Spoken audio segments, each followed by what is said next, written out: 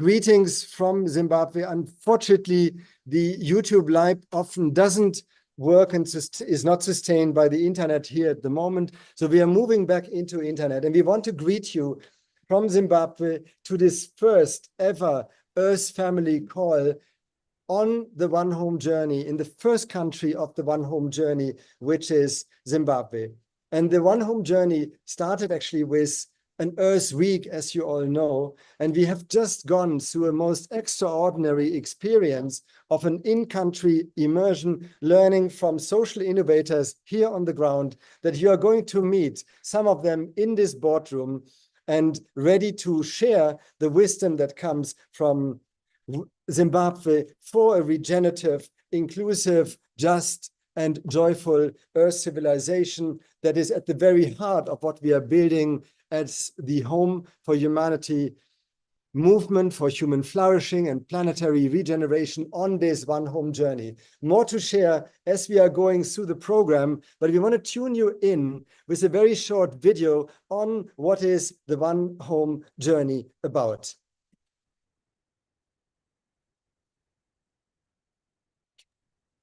Can you see my screen? Yes, please share screen, Arjuna, from your side, and share our first video. Maybe I go a bit out of the screen.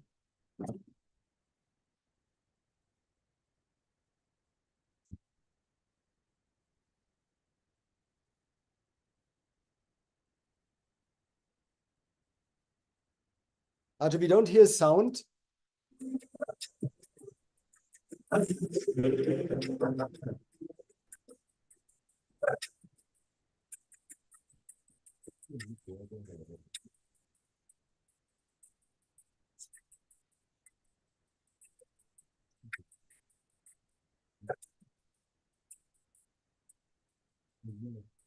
The sound is not still coming through.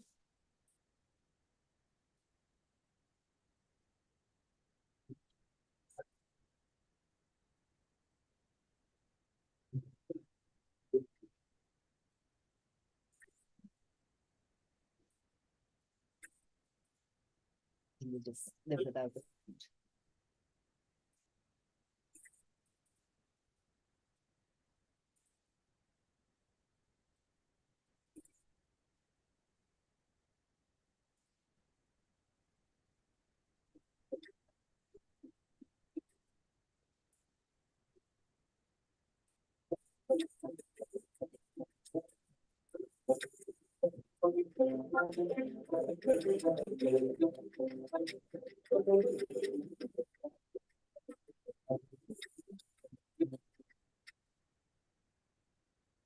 So, dearest friends, this has been an extraordinary start to the One Home journey. As you know, it was our deep commitment to start the One Home journey in the cradle of humanity. And we came to a country that is so dear to the Home for Humanity movement, so dear to the world, Zimbabwe, the home of stone. And here we had the first Earth Week, hosted by our foundational Home for Humanity, the Integral Kamusha, a national and indeed an African role model of an integral homestead. And with us, we have the founders, Christina Maichumuthi Moyo Taranike and Dr. Daud Shumba Taranike.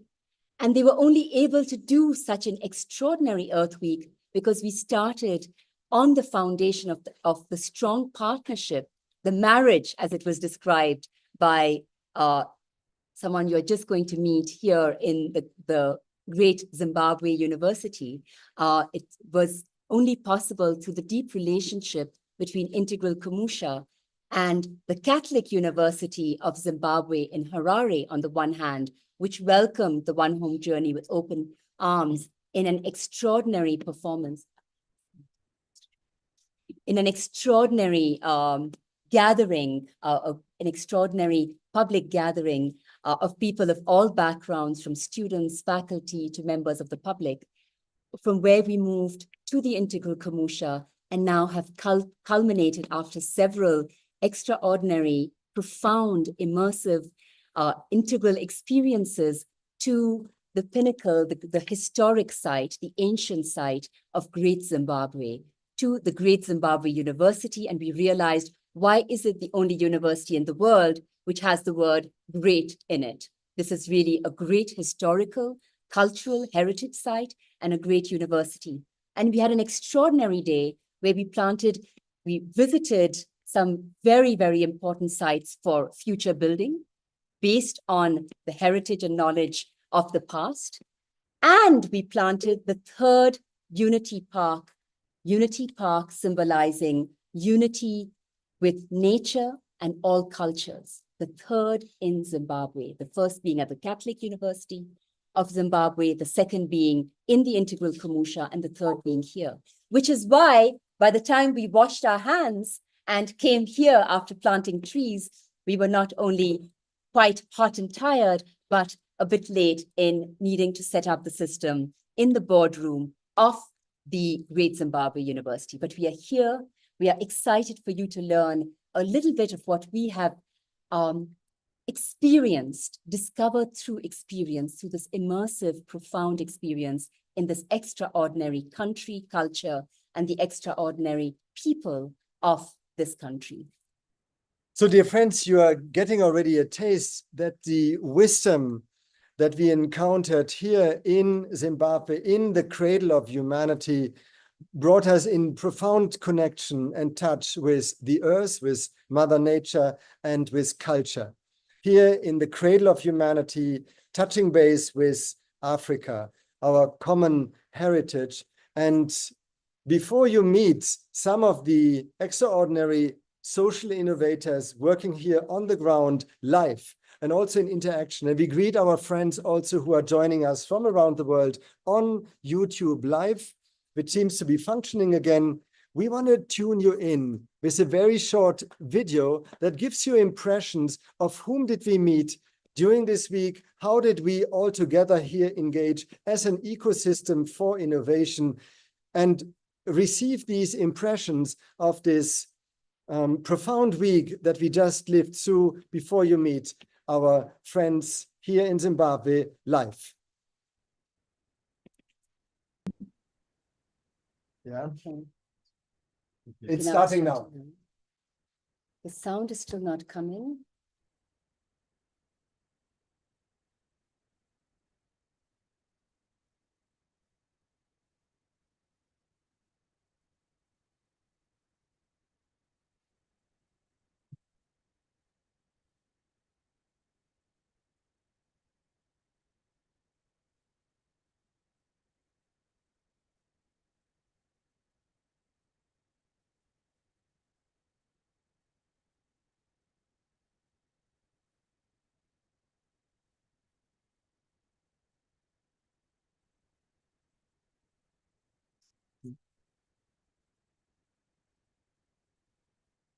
But you know, we're still not getting the sound. You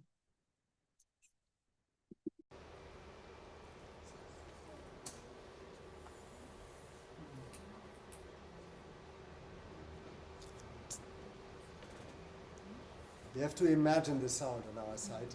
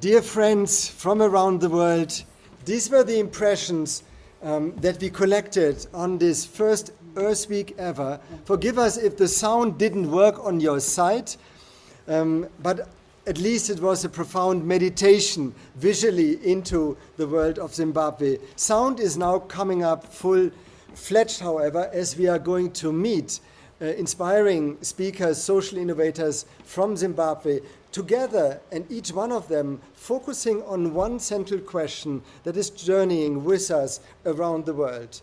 How do we transform our divided world and endangered planet into an inclusive, regenerative home for the entire family of life? How do we transform our divided world and endangered planet into an inclusive, regenerative, just, and joyful home for the family of life?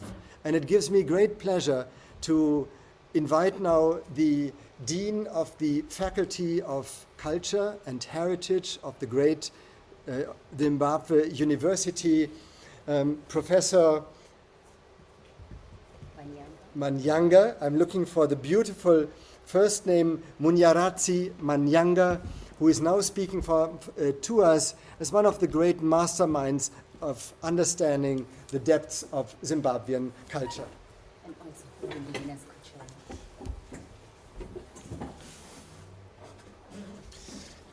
Thank you very much, and good evening, friends of the earth.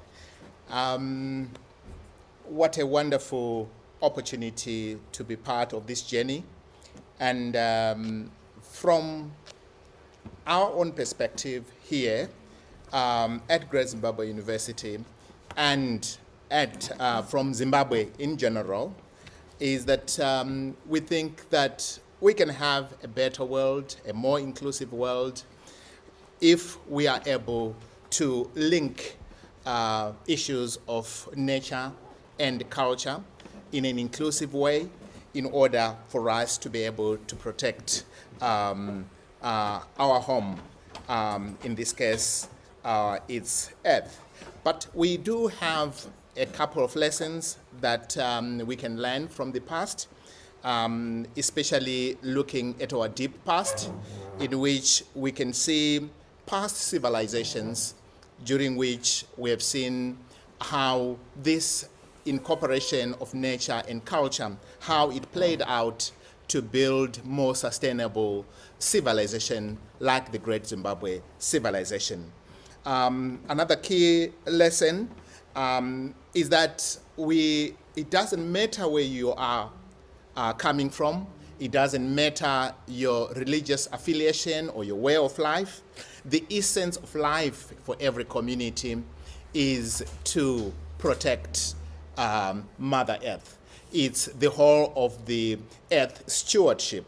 And the key values being issues of interconnectedness, issues of harmony, issues of balance with nature, and also issues of compassion, mindfulness. And so it is very important that we can learn out of all these particular aspects. But trying to reflect on our own civilization here, being the Great Zimbabwe World Heritage Site, we take a couple of lessons from our interactions with the site and our understanding of the site, especially with the whole issue of nature and culture interactions. The most important being that we can have a window into the past, and when we have that window, we have an opportunity to see opportunities for innovation, especially when we look at the amazing architecture. There is also room for us to understand on livelihoods when we see how this massive civilization sustained itself over the years. We can also learn from issues of healthy eating and healthy and sustainable agricultural systems and food security, again, from how the state was structured But also we learn also that it's not always rosy when it comes to these urban formations. Some of them, when they reach certain levels, they become unsustainable. And probably this is why Great Zimbabwe had to be abandoned as a center and opt rather for what we can call dispersed urbanism. But generally, there is a lot to learn from the past. There is a lot to learn from our own communities, especially looking at local knowledge. There is also a great opportunity for us to be brought together by issues of our heritage, both cultural heritage and natural heritage as humanity, in order for us to continue with the God-given responsibility for Earth stewardship. I think this is what I could share with you, dear friends, on this very particular and interesting journey. Thank you. Dean, Dr. Manyanga, do stay for a moment. You know, this is quite extraordinary in itself, given the decades of experience you have, the excitement you've had of literally working as an archaeologist in this remarkable site. I was not aware of the extent to which you said it is the second largest, if you could just say that, so people get a sense of how important the Great Zimbabwe site is, which you have worked with as an archaeologist yourself. The second largest in the world after... Okay. It's indeed a privilege to work at Great Zimbabwe as an archaeologist, and it is the largest man-made structure south of the Sahara. We are just here, just excluding the issue of the Egyptian pyramids, and it is one of the civilizations that developed in Southern Africa, an indigenous civilization done by the local Africans, but well connected with the global community. It is indeed an amazing civilization and an amazing window to learn through understanding the past, and an opportunity for us to pick a few lessons in terms of our stewardship of Mother Earth.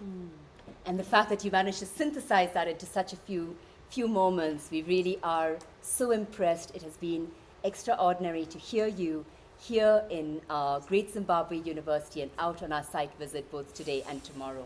And with that, thank you. Thank you so much.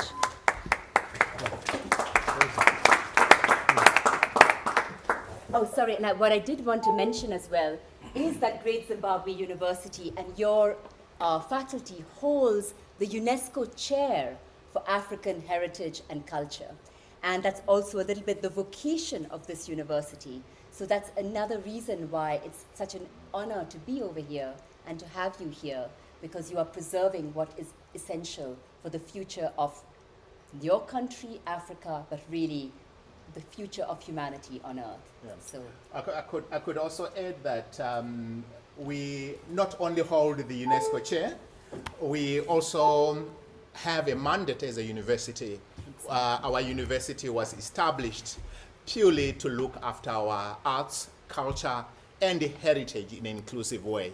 So indeed, it is a great opportunity for us as a university to contribute to global efforts when it comes to heritage and how it can inspire us to have a peaceful world and also a sustainable home for us. Thank you, Professor Manyanga, also for these concluding remarks. And with that, actually tuning us into the mandate of the Great Zimbabwe University, we welcome the Dean of the Faculty of Agriculture and Engineering, Dr. Xavier Pochiva, who has been a major protagonist also of creating and developing this societal ecosystem for the renewal of your society. Dr. Pochiva, please. Thank you very much. Good evening, everybody. And I want to welcome you to Great Zimbabwe University. My partner has already spoken about our role that we play as Great Zimbabwe in the niche of the university, which is arts and heritage and education and even in culture. But I'm speaking right now covering one of the important areas that humanity is fighting with, that is fighting poverty and hunger. and my school is mandated to do something pertaining to fighting against poverty and hunger, particularly looking at areas that we are working with. I'm talking of areas that we call drylands, and today we had an opportunity to see what our efforts we are currently doing as Great Zimbabwe University to try and fight poverty and also reduce hunger. And I think it will go a long way in making sure that people in Africa and in drylands, I think we are all aware that drylands have been seen as fortresses of hunger and strife, and our efforts at the moment is to try and convert that kind of view into making sure that drylands are viewed as citadels of innovation and industrialization, so that we come up with innovations that will help us feed the whole world or feed the people that are living in these drylands. So I'm not going to say much. I'm a bit tired now and I'm not thinking now. So I just wanted to greet you tonight and say thank you very much for this opportunity. As Great Zimbabwe, we are really, really honored to be with you and to join our partners, Integral Kumusha and Home for Humanity, Catholic University of Zimbabwe, and in this journey that we have started together. Thank you very much and good night. Thank you. Well, if you had seen this gentleman in action, the dean, I mean, this is really called being a hands-on dean, a hands-on academic who is there really serving the country. We were really humbled to see how this university has put itself following its mandate of preserving the cultural heritage of this country for humanity, adding on the other departments, the other faculties and schools, such as agriculture and now engineering, right? But really taking on the mandate of transforming poverty and serving the population on a massive scale.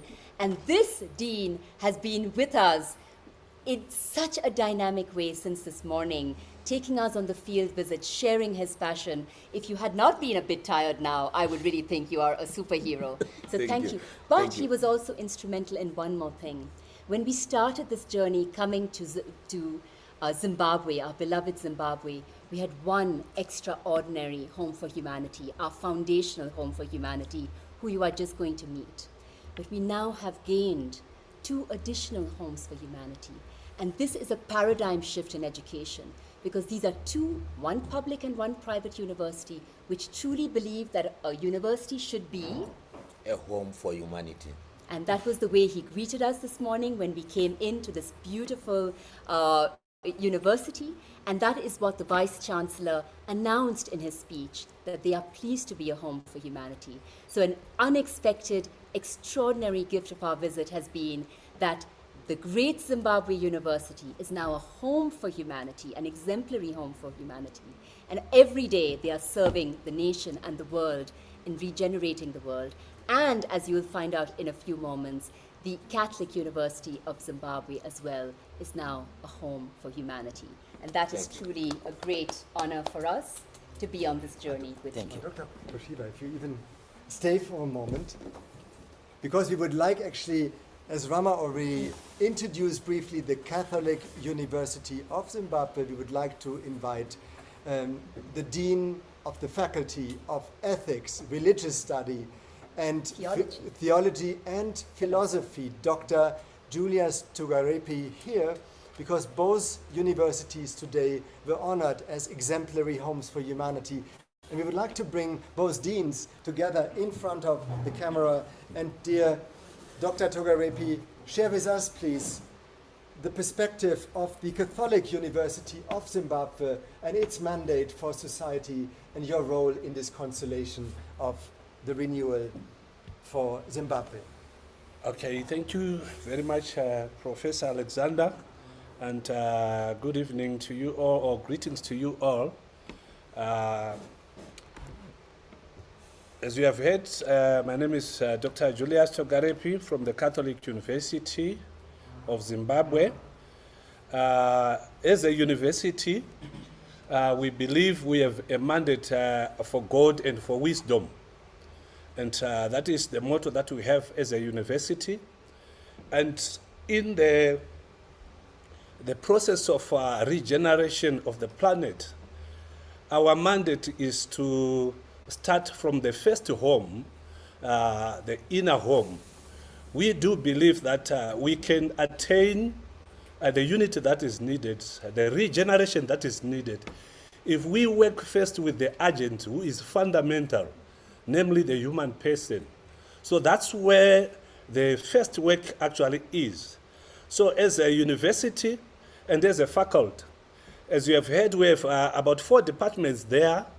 We have the Department of Theology, and in the area of theology and religious studies, we believe that there is a connection in the nexus that is there between the living human being. Then we also are talking about the transcendent. The transcendent here, we are looking at the supernatural power that can be named as God in Christianity, that can be Allah in Islam, that can be Musiki in ATR. And we are saying it is important that the relationship that is there between that transcendent, the supernatural power, and the human person be established, be strengthened. And we are also saying there is nature, and nature is not a product of humanity. But humanity has produced culture, and humanity has this heritage. And with nature there, it is important that humanity establishes who it is in relationship to nature. Are we part of nature? Are we apart from nature? And if the best attitude is established, the best relationship is established there between humanity and nature, then all goes well. Civilizations that we will build depend upon our understanding of that relationship. And in that case, we also have, on the other side, an assistance from, we can actually say, the past. As you have heard my colleague said, we need to dig from the old script. And when we are looking at the old script, we are saying, what are the other philosophies saying? Wisdom from the past is important for us to actually bring about this regeneration. And as we are aware, we have built actually civilizations that are very good, that have said something about ourselves. And when we are looking at the heritage that we have, when we are looking at the systems that we have, to a greater extent, they reflect who we are. And they reflect our understanding. And if we do not, we actually have a miscrude understanding of self, then we actually build civilizations that to some extent can bring about some of the evils and ills that we are experiencing today.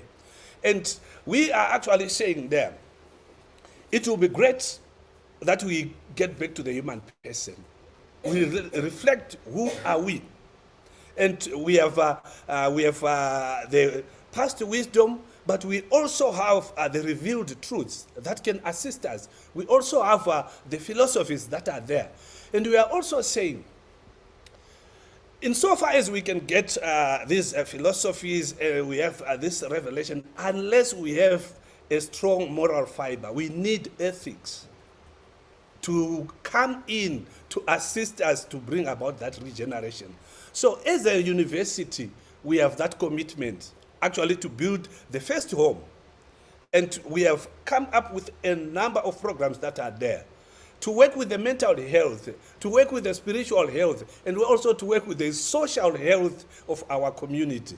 And those, when we bring them together, and in partnership with my colleagues that are here, Integral Kumusha, Great Zimbabwe, and Homes for Humanity, we actually already have an initiative that is in place that we seek to actually implement at least to build those three facets that are there that will see us into the regeneration of the human person, of the universe. And the greatest takeaway which we have had this week is that we cannot go it alone. It has been great to be working together. Moving from Harare, where we established a unit park, going to Mukoto village in Buhera, and now in Greater Zimbabwe, where we have the Cradle of Humanity and the greatest of this monument in our in Southern Africa and in our country. We have seen that it has been great to be together. And if we take on that spirit of togetherness, then we will actually regenerate our universe. Thank you very much for listening to me. And it is now our great pleasure to invite Dr. Daud Taranike to the stage. He has been already, together with his wife, Christina Taranike, both the co-founders of the Integral Kumusha, the Integral Homestead, our foundational home for humanity in Zimbabwe. And dear Daud and dear Christina, share with us the story of the Integral Kumusha, of Nakanomics, and the power of women that you are unleashing. And how they are really the key for our future. Thank you, Alexander, and dear friends, we greet you all from the Great Zimbabwe University. It is a great pleasure to have participated on this Earth Week, which is part of the One Home journey of the Home for Humanity movement. And we are so proud of the partnership that we have with the Home for Humanity, the Catholic University of Zimbabwe, and the Great Zimbabwe University, forming what we confidently and proudly call the Quaternity. This is a special partnership that is unique to Zimbabwe and probably to Africa as a whole. And we are quite so happy that as the Integral Kumusha, which is part of this Quaternity, we play a pivotal role in advancing the regeneration of our one home, which is planet home, earth home. And as the Integral Kumusha, our desire is aligned to what Dean Dr. Poshua said, to eradicate hunger and poverty and marginalization, particularly for the rural folks. And we think this is our calling. If there is something that makes us lose sleep, it is the fact that we still have the majority of people in Zimbabwe, in the rural communities, constituting over 60% of the population, but with the majority of them still live in abject poverty and experiencing hunger. And we sincerely believe we cannot have a situation where there are still people who are going to bed without a meal and who are still experiencing poverty in this day and age.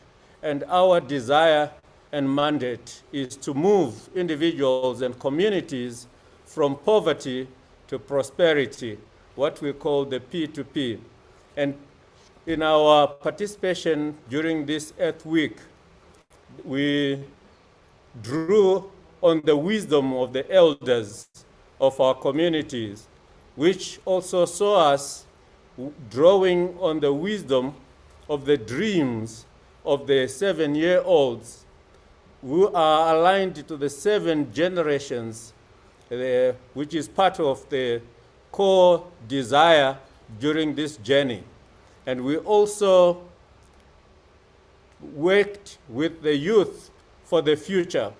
Our future is being shaped by these youth, And we are so happy that we had an active and productive interaction with the youth of the community, who actually we say to ourselves we are borrowing from our future, from their future to what we have today, and we would like to give back to them a better world, a regenerative world, which is aligned to the theme of this week, Earth Week, which is creating regenerative local economies for the well-being of humanity in harmony with nature and culture, which our friends, Professor Bernard, is it Bernard?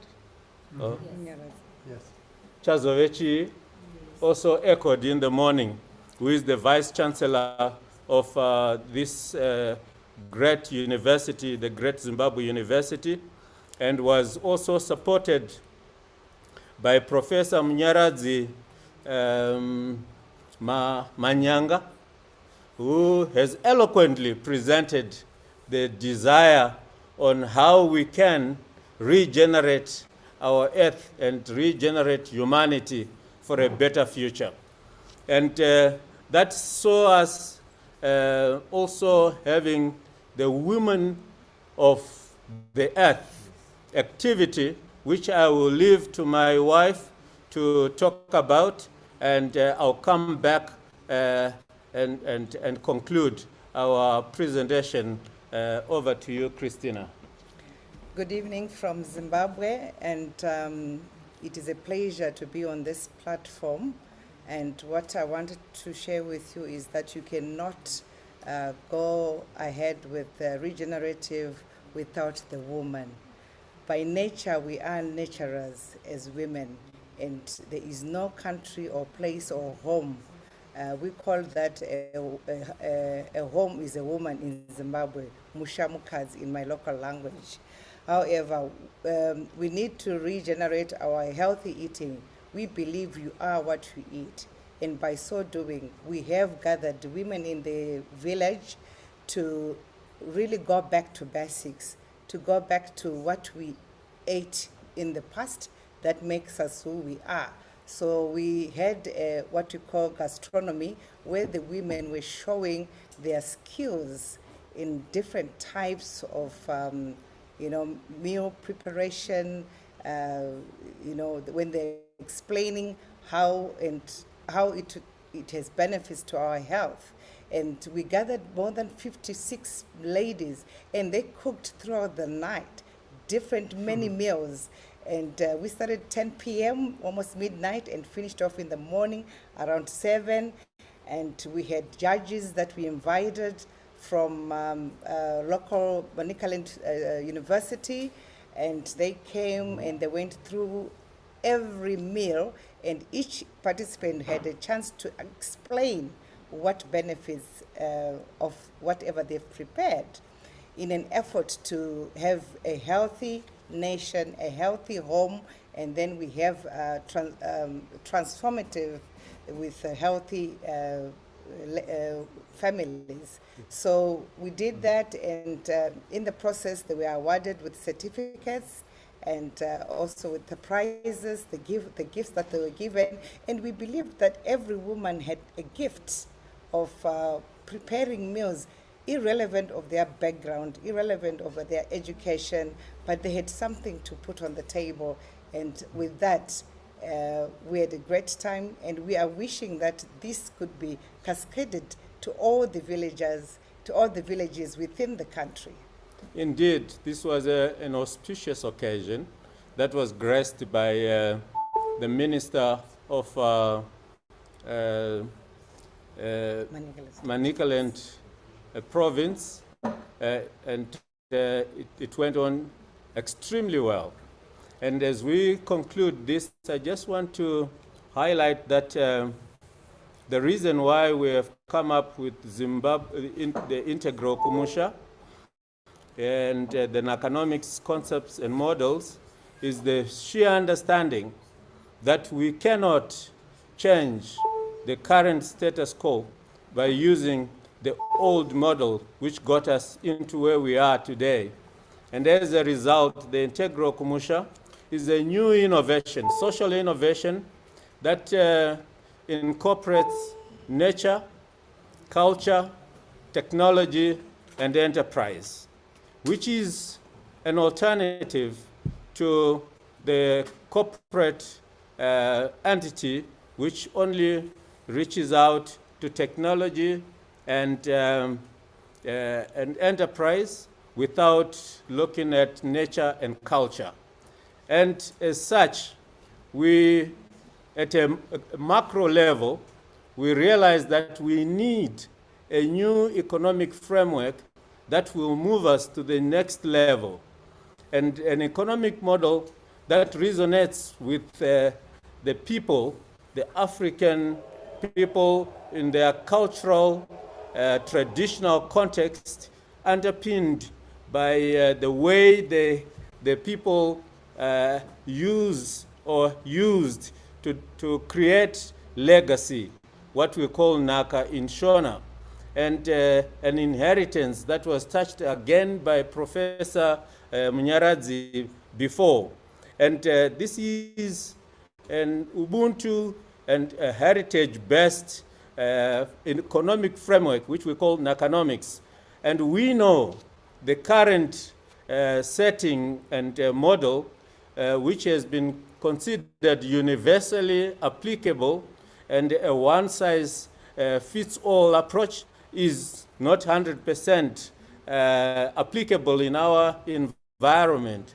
Hence, this emerging framework, economic framework, social, economic, and political framework will take us to the new level, while we blend it with exogenous knowledge from other parts of the world that will help the common people in Zimbabwe, in the Southern African region, and in Africa to a global status where we take the pride of place in communicating and living in harmony with other different cultures and with nature.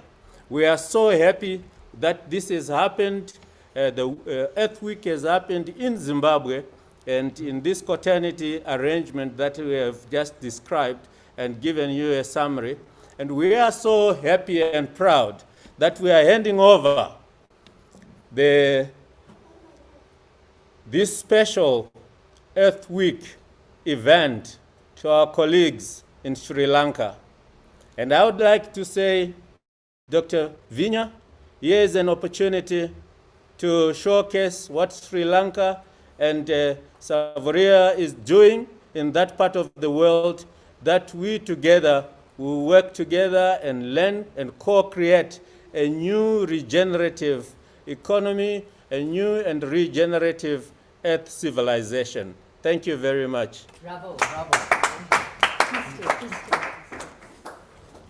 Thank you so much. And you know what was so extraordinary about the truly extraordinary immersion of the Earth Week that we experienced through this partnership is you could really hear and feel what Daud you just expressed, how Nakanomics, how the integral Kumusha is having an effect at the planetary level, but it's only possible because of Ubuntu. And we saw the true fruits of Ubuntu, the harvest of Ubuntu, the abundance of Ubuntu, when we went to the nursery school, the primary school where Daud had studied. And we felt the overwhelming love when the small children came to say, "We love you, my Chumuti, because what you have given to our community, to our school, is so much we have no words." And when we went to the secondary school, we saw Ubuntu in motion, when we saw how you are supporting the secondary school and how the teachers were dancing with joy with the support that you have given them to their students to have a better future, when you talked about the future. And we felt that whether it was with the women who love you and have learned so much from you, have grown so much together with you, we felt that with the village headman and his wife who we met, this is Ubuntu in motion. And soon, indeed, that was beautiful as you handed the baton, to our dear brother, Dr. Vinaya Aryaratne, we will experience the Buddhist and Gandhian compassion in action when we are having the Earth Week there. So we have such gratitude, wordless, speechless gratitude for how you embody Ubuntu, and you're making that the new currency for the future through Narconomics. We saw Narconomics in action. Thank you. Thank you. Thank you for this extraordinary experience. And to the great Zimbabwe University and to the Catholic University of Zimbabwe. So with that, I guess you are in the spotlight, in the hot seat, dear Vinaya. We are going to be continuing from here to South Africa, then to Rwanda. We were scheduled to go to the Congo, the Democratic Republic of Congo, which may need to be postponed because of the monkeypox, but we will go to Uganda, where we will also be specifically in the Nakivale refugee camps, where we have our dear colleagues and team members, and thereafter to Kenya, from where, like our ancestors, we will move from Kenya to Sri Lanka for the next Earth Week to start the second season of the One Home journey. Dear Vinaya, it's late at night. Thank you for being there, looking so fresh as if you've just woken up. Thank you, Rama. Good evening, good afternoon to all of you. Let me first thank Dr. Dawood and Christine for that wonderful presentation capturing the essence of what you have been doing on the first week under One Home journey. And it's a great pleasure and honor for me to also join this family call and also to formally take over the continuity in Asia and Oceania. So Sarvodaya, as it was referred to earlier by Rama, is a grassroots development organization with a history expanding to 65 years. 1958, it was founded as an educational experiment by a group of students and teachers from a high school in Colombo who believed in social transformation based on Buddhist and Gandhian principles. It evolved to a large development organization which is known as the Sarvodaya Shramadana movement of Sri Lanka. Sarvodaya word was coined by Mahatma Gandhi. He defined it as welfare of all, but we defined it as awakening of all, where we try to awaken or develop ourselves, starting with the individuals in spiritual, moral, and cultural dimensions. And based on those inner spirituality, we try to address social, economic, and political transformation. So that is the essence of the movement. And it's also based on the Buddhist principles of sharing. It's like Ubuntu, sharing, we call it dana, but we share not just our resources, our wealth, but our physical energy, our physical labor, our intellect, whatever we have in the well-being of others. So this movement was built on voluntarism based on this principle of sharing. It's very similar to the deep philosophy of Ubuntu and also the work of Integral Kumusha. And I think we share a very common philosophy which is based, rooted on values, rooted on people, rooted on culture, but at the same time being modern, try to base what we do on science and appropriate technology and economics. So I think these are the similarities of the two movements. And in Sri Lanka, we have an educational arm of the Sarvodaya movement. We work in we have reached more than 15,000 villages in Sri Lanka. It's about 1/3 to 2/3 of villages or rural communities in Sri Lanka. And we are working in sectors like health, nutrition, enterprise development, agriculture, environmental conservation, and so on. And it's a holistic approach. It's like the integral approach. We call it an integrated and holistic approach, where we bring in the spiritual dimension with social, economic, and political awakening. So the Earth Week will be hosted by the Sarvodaya Institute of Higher Learning which is the educational arm of Sarvodaya, and development education has been at the heart of Sarvodaya's development process, and it's a transformation process starting with the individuals within. You look at your own self, the inner self, and then you take it to the transformation of your family, which we call Kutumbodaya, and then we take it to the community, the rural community, Gramodaya, then the urban communities, Nagarodaya, and the nation as a whole, Deshodaya, and the whole world, Vishwodaya. That's why we are connected globally to movements like Homes for Humanity, and we look forward to taking over the baton from Dr. Dawood and Christine from Integral Kumusha on the 16th of December in Sri Lanka, and we look forward to hosting it the 7 days, followed by another 7 days of journeys in Sri Lanka. And it will be held in our educational institute, which is a nice, beautiful 8-acre campus bordering a very beautiful site, a river. It's a biological biodiversity hotspot in Sri Lanka with diverse flora and fauna, and we have just built new facilities there as well with our own earnings, with our own efforts, and it has plantations. We do regenerative agriculture at the same time, from meditation to learning about new approaches to social development, social innovation, technology, use of technology like the social media to information technology for social development. So that's the work that we are doing, and we really look forward to being part of the Home for Humanity movement and hosting the One Earth Week in December in Sri Lanka. And thank you for inviting us to be a part of this movement. Thank you. Dear Dr. Vinya Aryaratne from Sri Lanka, making the connection seamlessly from Ubuntu-based paradigm shift rooted in African heritage to a Sarvodaya-based, Sarvodaya meaning the awakening of all, deeply rooted in Buddhism and Gandhism, paradigm shift, and in both cases, the development of a new economic approach from Nakanomics to Artha Dharma.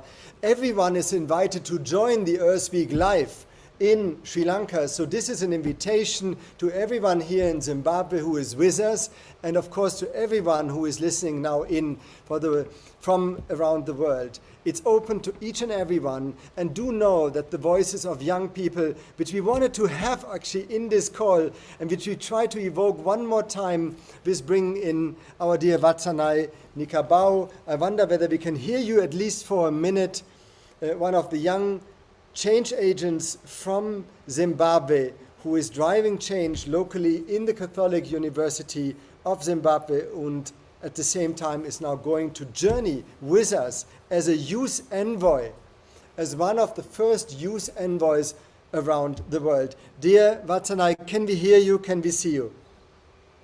Hello, can you hear me? Yes, wonderful. So give us a couple of minutes, your impressions also. You have been with us visiting the youth in the secondary school, in the primary school, and share your perspective as a youth leader driving the future. Greetings, everyone. So, as mentioned, I'm Wadzanai Gracious Nekabau, the president at the Catholic University of Zimbabwe, and so grateful for this opportunity to share my experience and what we are doing at Catholic University. I was also part of the Earth Week. I attended the event at Catholic University of Zimbabwe and also at Integral Kumusha. It was an opportunity for me to interact with the students at Mukondomi Primary School and High School. Those students were so engaged when we were having our activities. It was so heartwarming to see those students being engaged and seeing someone who is in their age range, talking to them, offering encouragement and support. So their enthusiasm and reminded me of my high school and primary school. It was it brought me some memories of my high school. I also learned in rural areas, and in my high school, I also did it at rural areas. I felt so grateful for the opportunity to share my insights with them. They felt so inspired and feeling that they are connecting to someone with the same age range with them. So is it the right opportunity to share what we are doing at Catholic University? I can also share. Dearest Vatsana, we would love to hear so much more from you.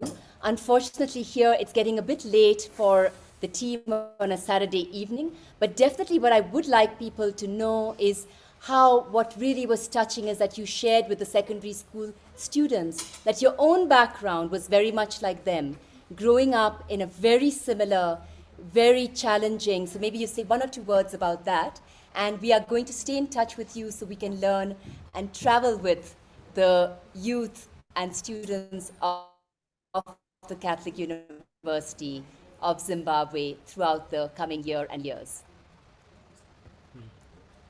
All right, about my background. I also learned in rural areas in Mutoko, there in Mashonaland East. It was like a rural school, a government school as well, just like Mukondomi Primary School and high school. I didn't get that opportunity to get such knowledge like what these other kids did. All I wanted to do when I was growing up, I wanted to attain leadership positions. Unfortunately, I didn't manage to attain those leadership positions because of some other challenges. Yes, I've been a prefect and so on, but for me, it wasn't enough. I wanted to be in the junior parliament, but I didn't manage to be part of that one. So I shared with the students the power of confidence and self-esteem, so that they should believe in themselves. They should have self-esteem to tell themselves that I can do it. Not only those in rural areas, those in A schools, those in B schools, and so on. They're the ones who are going to make it in life. No, you at rural areas, you can also do something, and you can actually move and attain leadership positions as well. I told them about my experience that I came from a rural background. Then I went to university. I didn't like sit on a corner and say, no, I'm at a rural area. I'm coming from a rural area. But right now, Dear Vatsana, can you hear me? yes, I can hear you. Oh, wonderful. It is so powerful to tune into your energy of building the future. We just hear the message that the power will be cut off any moment. So in this case, we would like to thank you for your input and for sharing. And we know you're going to travel with us. And we want to move straight to our final speaker, Dr. Youssef Mahmoud, our co-chair of the Home for Humanity movement and former Undersecretary General, actually of the United Nations, who've just actually been an active participant of the Summit for the Future in New York. Dearest Youssef, we invite and welcome your concluding comments. Take us from Zimbabwe into the world. Thank you for being here with us today. Thank you very much. This has been a humbling experience to listen to what the leadership at the community level could achieve.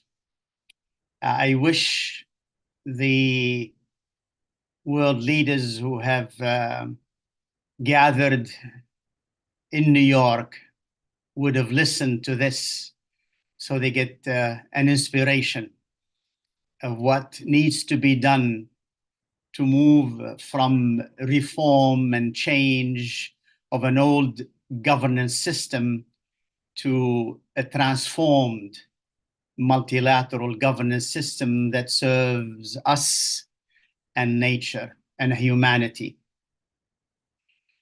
I have just heard integral leadership in motion. It's so powerful. And the the call of our time is to come home, because we are in many ways, all of us, homeless. And it is homeless because we have not summoned the right type of leadership that our times require. You know, our dominant understanding of leadership as someone who is in front doesn't work. And it would have been wonderful for these world leaders to hear how you've exercised a different kind of leadership, which is the type of leadership that is needed for regeneration and transformation. If you look at the origin of the word leadership in the sort of Indo-European perspective, it comes from the word leith, Leith, which means going forward, crossing a threshold, even dying and getting exhausting doing it.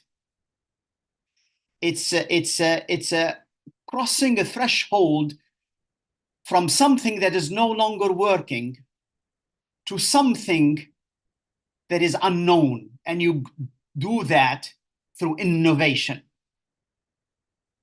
And what I have heard are really 2 or 3, and I won't go more, 2 or 3 illustration what that integral leadership and action means by listening to the speakers from Zimbabwe and listening to my brother from Sri Lanka.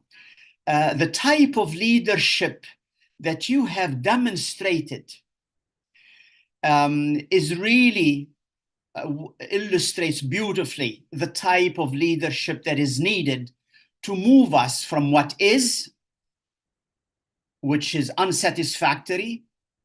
It created so much separation and division, to what if, the possibilities.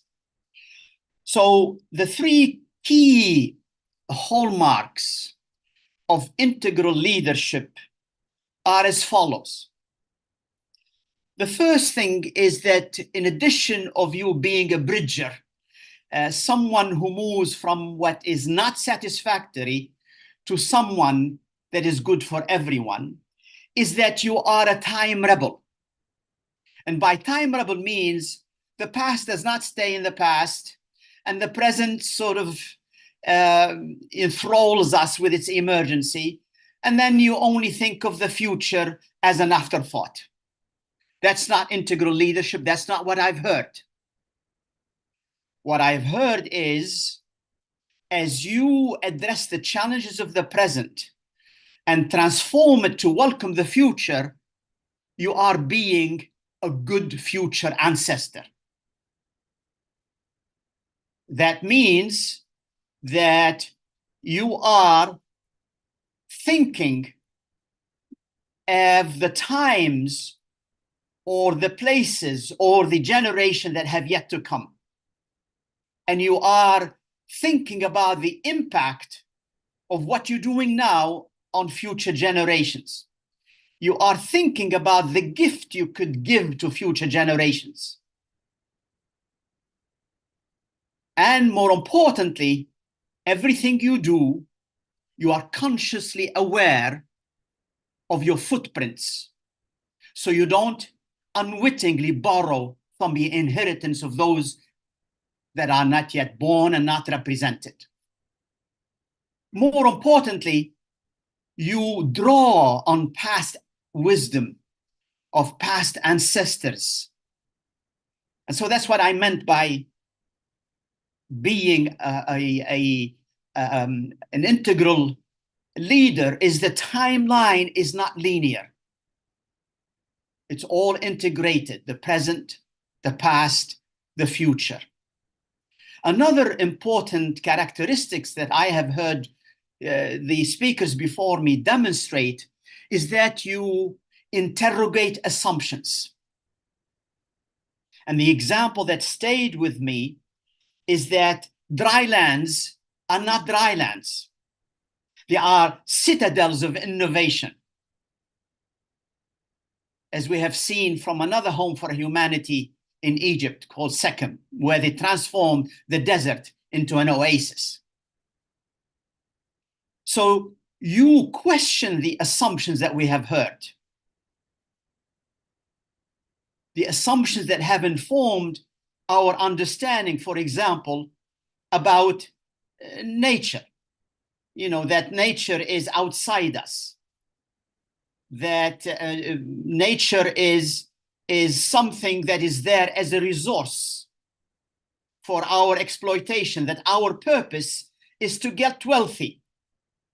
So we are living the scourge of separation because we have treated nature as separate from us. We call it environment. And the human progress, therefore, arises from the conquest of nature. So integral leaders are the ones that question, and that's what you've been doing throughout. The final element is the connection. You are interconnecting everything. There is no regeneration if we don't connect the multiple homes, the inner home, the home where you live, and the planet home. And there is no way we're going to heal the world we have made and the consequences of the scourge of separation and the consequences of the sort of suicidal relationship we have entertained with each other and with nature without interconnected your inner home with outer home. So integral leadership is not the usual leadership. It's not a place to be. It's not a skill to acquire. It's all the efforts that make an entity complete. And it is co-leadership. It's bringing everything together in order to ensure that the outcome benefits all.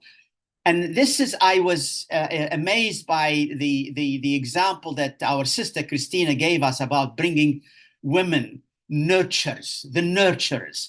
The home, how shall I put it? The bird of humanity has been flying with one wing over centuries. And the masculine wing has been leading. And over time, it became over-muscular, stressed, tired, and violent. And the feminine wing sort of limping. We call on it when we are in trouble to babysit us. And so it's high time that we create, through integral leadership, an opportunity where humanity can finally fly with the feminine and the masculine wing. So we can gradually use the ship in leadership that is less leaky, that moves us from what is, which is a world of separation, to what should be, which is a world of regenerative, world that is full of regeneration, a world where we're all together, men and women, in order to safely get to the other shore. So thank you for providing me, certainly, with exemplary illustration of what integral leadership, evolutionary integral leadership looks like in order to help us through this journey. So integral leadership is really the software of this journey.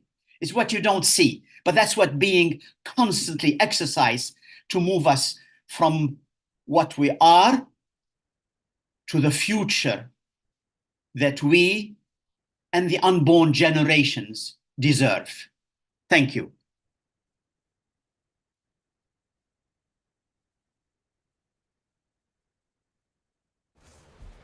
Thank you, our dear Dr. Youssef Mahmoud, for not only culminating this foundational call from Zimbabwe so powerfully, in fact, yourself being an African future ancestor, and also reminding us about the importance and the significance of what you witnessed, that here is a possibility to make the bird of humanity flying once again with two wings, the masculine and the feminine. And of course, you know, here the Zimbabwean national symbol is the bird, the Zimbabwean bird, an eagle, who is also very prominent at the Great Zimbabwe Monument that we are visiting tomorrow, one of the sacred cradles of this nation, the home of stone, the house of stone, where we envision also Zimbabwe as a home for humanity as a whole.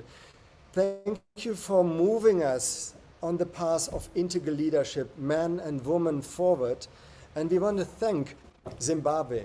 We want to thank Zimbabwe for laying such a potent foundation today for our Earth family calling to which we collectively respond. To provide us with a foundation to root the One Home journey to each and every country with such a potent, remarkable, rich and wise example that can take us a big step forward into our common future.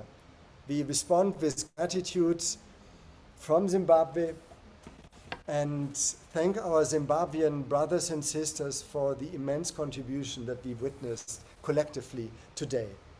Thank you. And maybe just so you can see our beautiful Zimbabwean family here, including Muziwanele, our beloved team member who has been with us all week, supporting us in this Earth Week. We could just come together, or you want to take it? I don't know if that will work this way.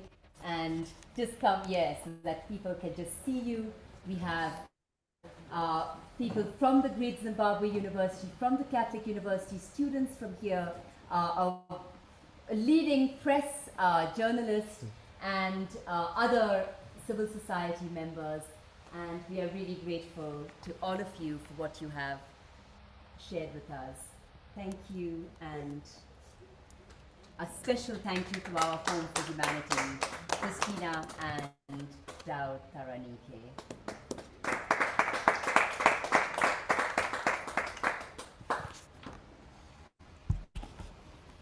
And a special thank you to Arjuna, who happens also to be our son, so it's in the family, who jumped in, who was with us, supporting us to leave on the journey last Saturday and cleaning up the mess after we left, and now here supporting us through this slightly challenging but extraordinarily powerful call. Thank you. Pleasure as always. Thank you to everyone. Thank you, everyone. Thank you. Thank you for everyone who follows us on YouTube Live. Stay tuned. The next Earth Family Call will be from South Africa on October 12th. More to come soon. Greetings from Zimbabwe.